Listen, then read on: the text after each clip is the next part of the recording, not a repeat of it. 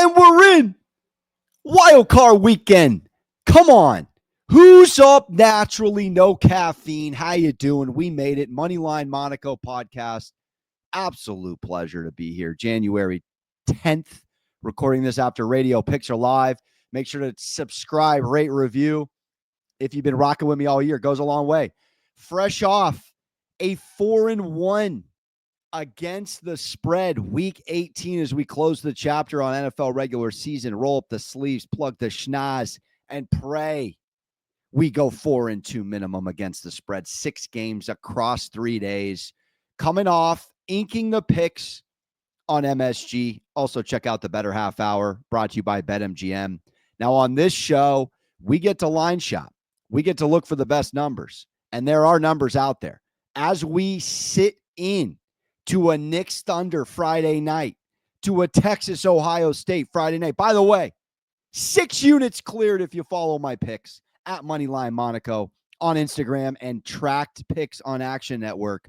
Plus 9.5 and a how you doing plus 625 live money line, because we know who James Franklin is. Let's get in to a 6-game slate, and let's start out chronologically. Let's go emotional first, as you see it behind me on the Woody Page whiteboard.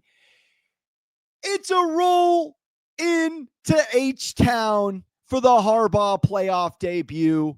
And I know this team like the back of my fro. And I know the juju around the former San Diego Chargers. And I told you all year on television, on the Moneyline Monaco podcast, on Twitter, hammer over 8.5 Charger wins. This is not nomorenorv.com. It's Chargers. This is not Brandon Staley's running stairs on national TV. Chargers. This is a natty championship coach who played for the organization, who's won in numerous programs, is a Gerald Butler leader of 300 men, and knows how to absolutely get the most out of every one of his personnel. And you see it built inside out, how you build a team. He's the opposite of Mike McDaniel and the Miami Dolphins, who build their club like a Madden roster. I digress. Let's just get into the weeds here. Herbert will pick your grown man defense apart if he has time. You got to sit here with Daniil Hunter, with a D'Amico Ryans defensive-minded, Will Anderson brought tickets to the game approach, and say, yes, that's fair. But I'm going to sit here and actually go the Costanza opposite with how to cap this game. I'm looking at defense for the Los Angeles Chargers, and I'm telling you, this game is won on that side of the field. Now, it's going to take all 3 phases, and this is a rare Chargers team. Shout out Cameron Dicker, whose alma mater dances tonight on a Friday, who actually has all 3 phases buttoned up. The Chargers have been a top turnover team in the NFL. They're 4th as we wrap up the entire regular season, tied for 3rd with the Packers and the Vikings at plus 12. They are the number 1 defense in points against. Not the Eagles, the Broncos, the Chiefs, or the Vikings.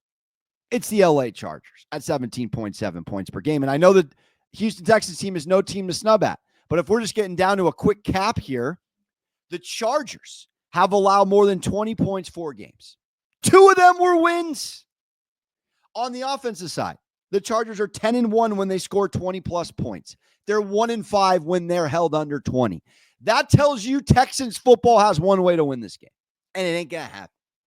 Because the Texans have allowed 20 points or more in all but 4 games. They are just not a buttoned-up defense night in, night out. They are coming out of the worst division in football by a country mile. I wish I was kidding. This defense for the Houston Texans is going to go against, call it what you will, a fundamentally sound, balanced offense. They run the ball to play action and pass the ball effectively. You're going to sit here and act like Ladd, 2Ds, McConkey ain't a real threat. You trip.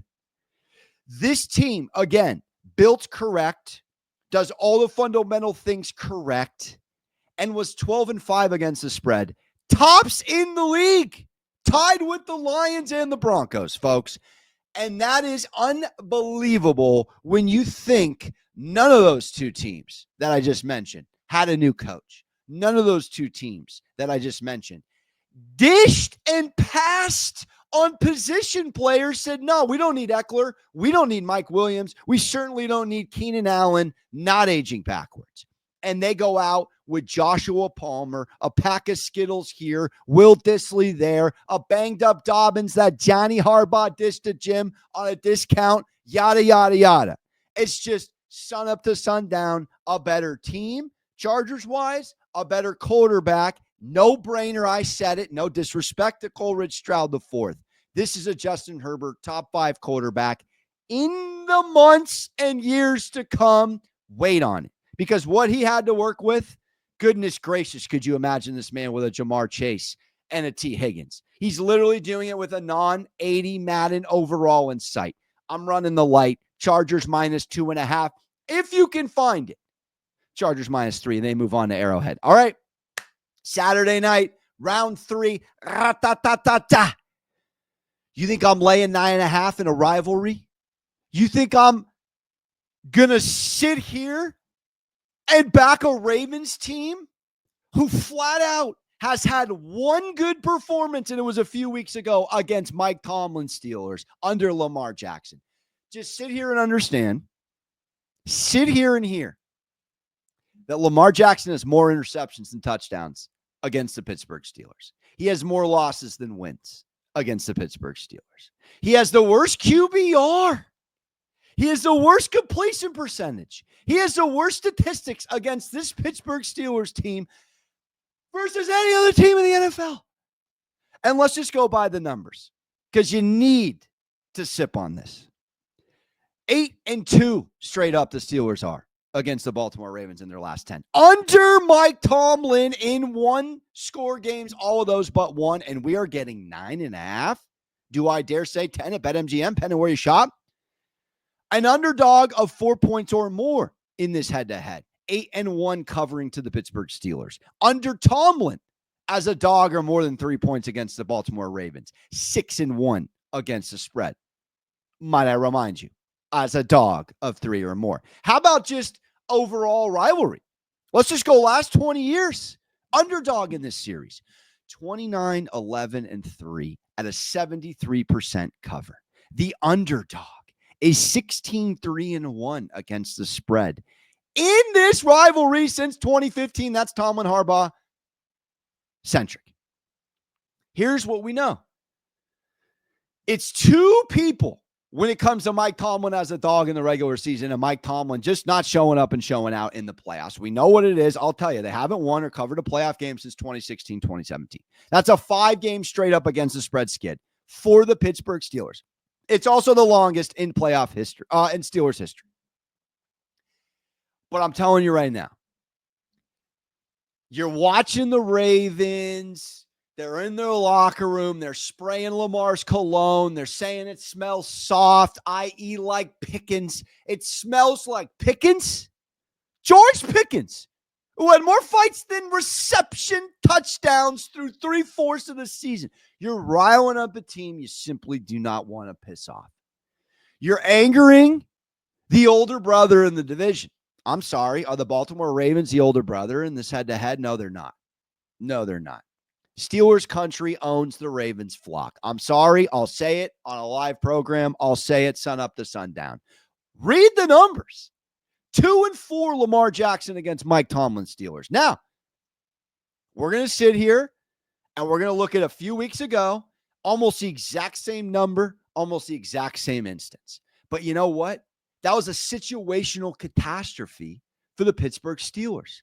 That was a game they're playing 3 and 11 days on some Goodell. I don't have the energy to get off my honest take about what we just witnessed with the Chiefs, the Steelers, the Ravens, and the Texans getting sandwiched on a Saturday and reshuffled again and dancing on a Wednesday. If you think what you saw a couple weeks ago is what's going to happen again, I fear you're sorely mistaken. And if you look at the sharp money and you look at the tickets, yes, Baltimore Ravens should win this football game.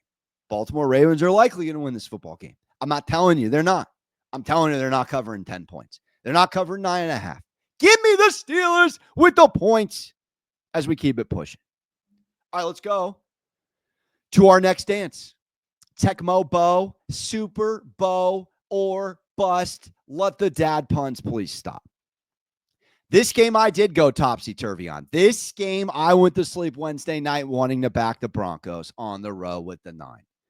Then I woke up and I reminded myself Josh Allen has a history in this spot of 7.5 points or more favorite, is 23-1 straight up in his career.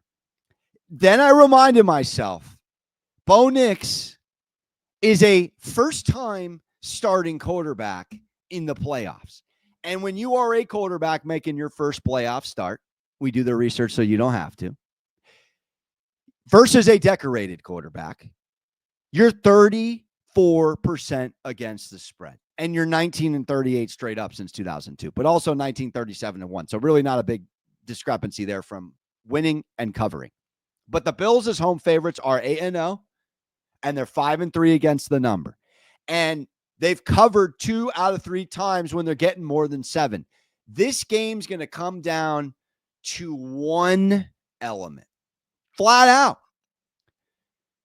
The Bills are plus 24 and the number 1 team in the NFL at turnover differential. Remind yourself, Josh Allen was second in the league last year in interceptions. He went almost 2 months, or maybe he did off the noggin, without a blemish of an interception.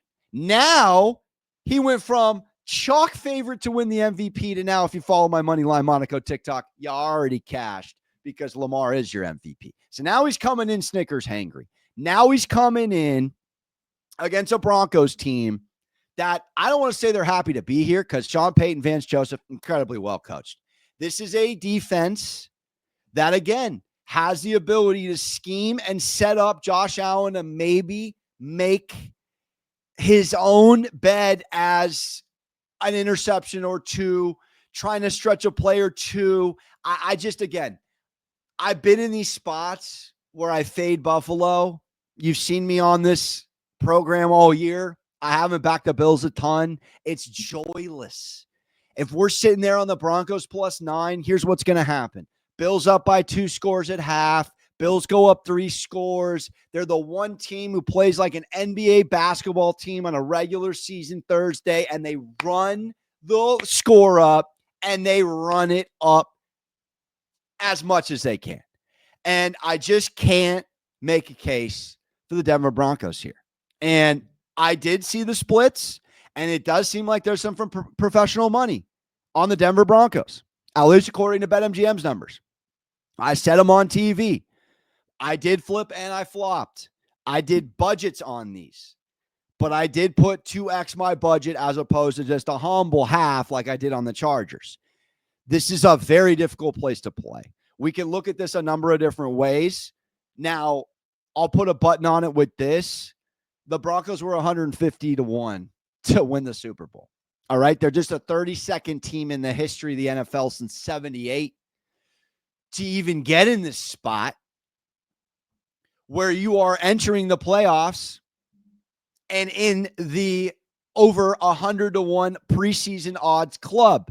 But hear this, 16 of those 32 teams lost in the wild card round. 10 of them lost in the divisional round. But then you work backwards again, and how many of those clubs had rookie quarterbacks in their playoff debut on the road at Buffalo? You want to rank hostility for a first-timer in situations? It's like an 8.5 out of 10, dude. You're on the Budweiser hot seat. You're going to have fans throwing snowballs at your face, and you're going to have Von Miller in his former team's actual face. I just can't do it. I have to back the Buffalo Bills. -9. All right. Kelly green versus whatever you call the Packers green. Normal green. Cheeseheads versus the cheesesteaks. Haven't heard that one out there. Rematch of week 1 in Brazil. 34-29 dance. Of course, Vegas gives us a 4.5-point line with a 5-point outcome in round 1 in this one. Both teams ran the ball very well.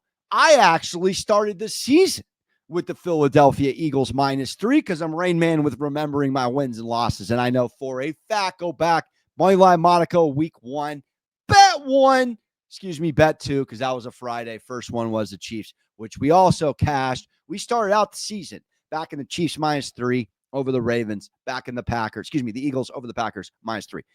Point being is we got a Philly team coming in that's lost 1 game since September, going against a team that has lost 2 straight, that has not lost 3 straight all season. Now, if you're going off like a regular season mindset here, as far as timing, there's 2 teams, timing-wise, are kind of nice to back. And one of them I'm backing and one of them I'm fading. But I'm going to go with the history of LaFleur as an underdog, a historic spot in a revenge spot that I absolutely love. LaFleur, if he faces that opponent after a loss, i.e. the Eagles in this instance, he's 27-12 straight up. He's 25-14 against the spread. And when he's a road underdog in this revenge spot, 7 consecutive against the spread covers.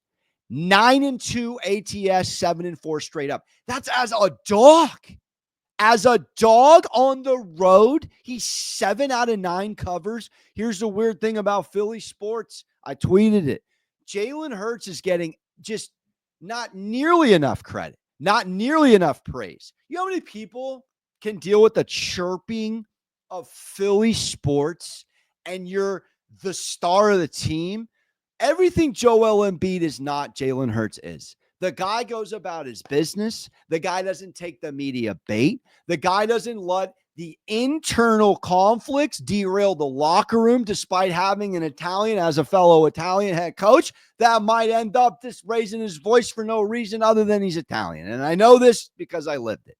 But in all actuality, you're talking about a game and a cap where the more turnover prevalent, more opportunistic defense is the team that's getting points. The Green Bay Packers have almost 10 more takeaways than the Philadelphia Eagles. You start looking at Jordan Love games where he protected the rock, and it starts to get scary if you're getting 4.5. This is the thing to factor in. I've now lived in the Northeast 3.5 years.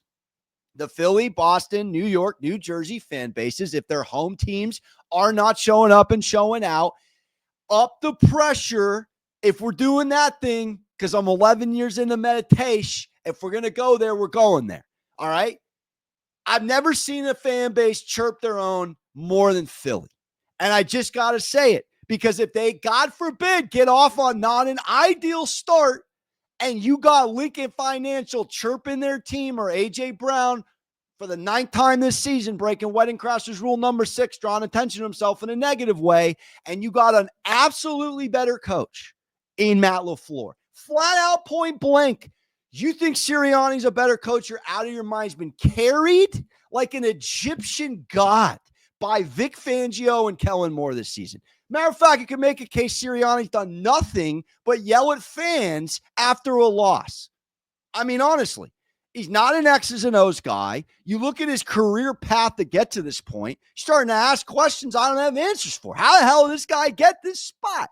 Look, Philly for like weeks has been waiting to get socked in the face in the ring. And don't get me wrong, I love Philly sports. I actually want to see the Eagles win this game. I think the Eagles do win this game. I don't think they cover. This is 23-20 written all over it. The Packers haven't lost 3 games all year. They're coming in situationally to a spot you want to back. You got a more opportunistic defense. You got a team that runs the ball down people's throats pretty solid. And you have a team that, again, has been tightrope walking. They've won 12 of their last 13 after a 2-2 start, and nobody talks about the Eagles because no one really believes the objects in the mirror are as they appear. Jeez! Heads cover. 2 more for you, then we're out. All right, here's a reality. This game could go either way. This is the only game on the board that could go either way. Commanders, Bucks. You want to talk about that Seinfeld line?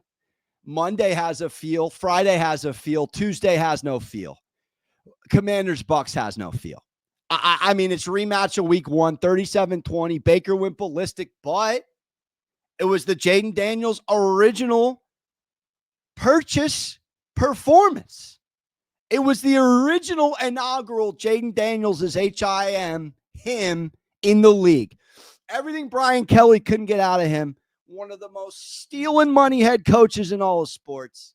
We find out in 1 week with Dan Quinn's backwards hat that he is a knower of ball. Here's the reality. Baker has turned the ball over in 5 of the last 6 weeks. Yet, the Bucs have had the number one easiest strength of schedule. Matter of fact, if you follow me, I gave 2 picks out about 3/4 through the season.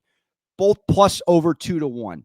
Bucs to make the playoffs, Jets to make the playoffs. One was emotional, one was rational. The rational one prevailed. But here's the reality.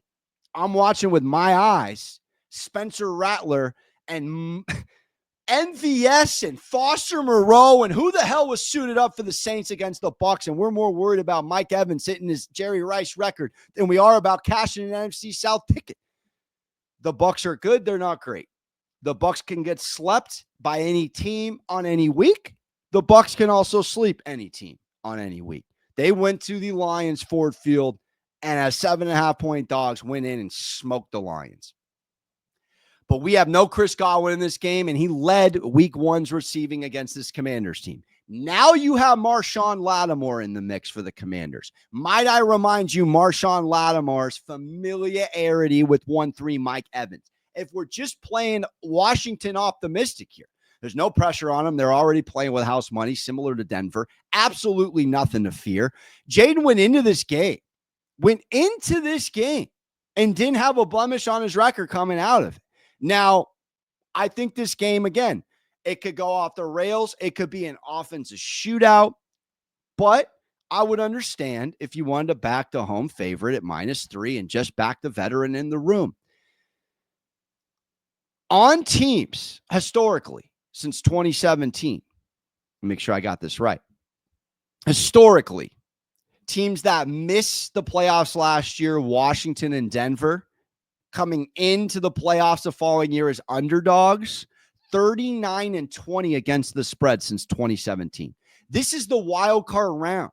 24-12 against the spread underdogs are since 2017.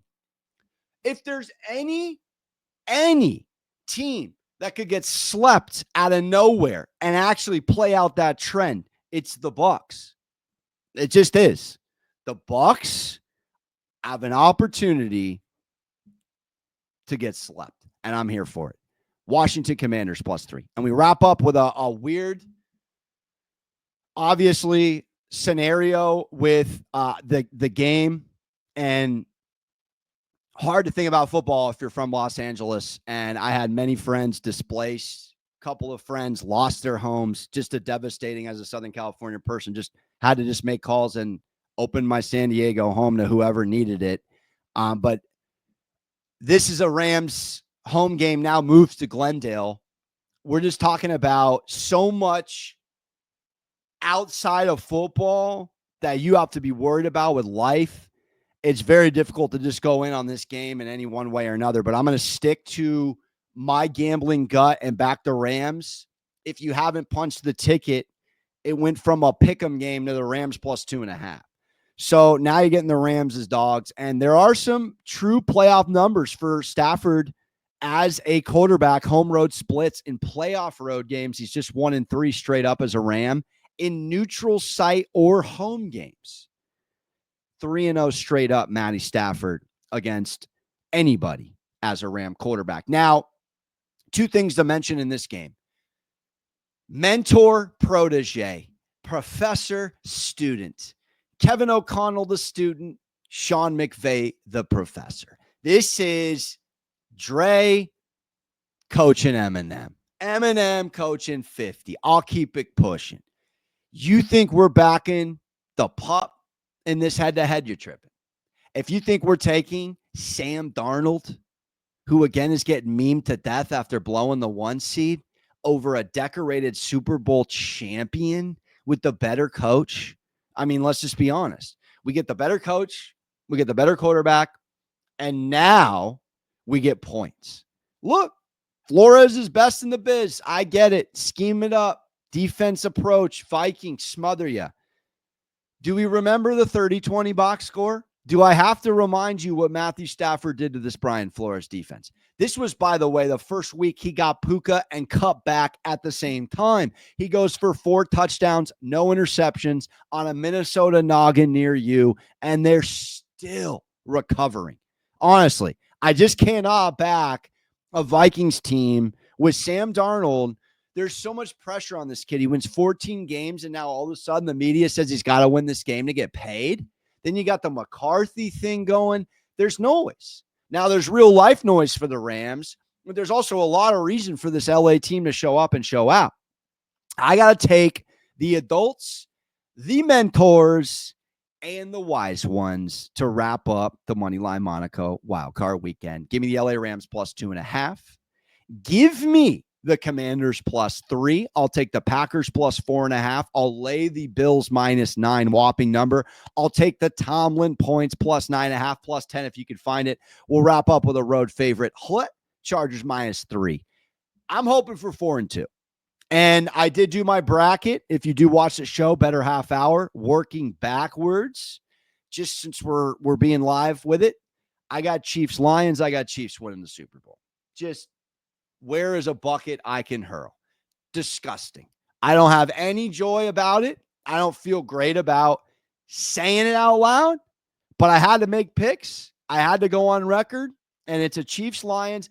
I don't see anyone going to Arrowhead. I certainly don't see anyone going to Ford Field in 2 attempts, not to mention the rest the Chiefs are getting. Ridiculous. Brady Belichick throwback 13-3 type ish, where all they got to do is beat a mediocre this and one more home game and they're back. I mean, come on, dude. I mean, set up the Chiefs some more. Just buy into it. Might as well make some money on it. And then the Lions, who have never won it. Greatest story in the NFL. You can make a case. Ink it. I have Philly going to Detroit. I have the Ravens going to Arrowhead, which, if we're working backwards, has the Ravens beating the Bills, which means the Ravens beat the Steelers, the Bills beat the Broncos, and I got the Chiefs beating the Chargers, obviously Chargers beating the Texans. On the NFC side, I do have the Commanders winning, so that would be, I believe off the top of my head, if the Rams got in, it would be Philly versus the Commanders. Excuse me. It would be Detroit versus the Commanders, Philly versus the Rams, if it's based off highest, lowest seed.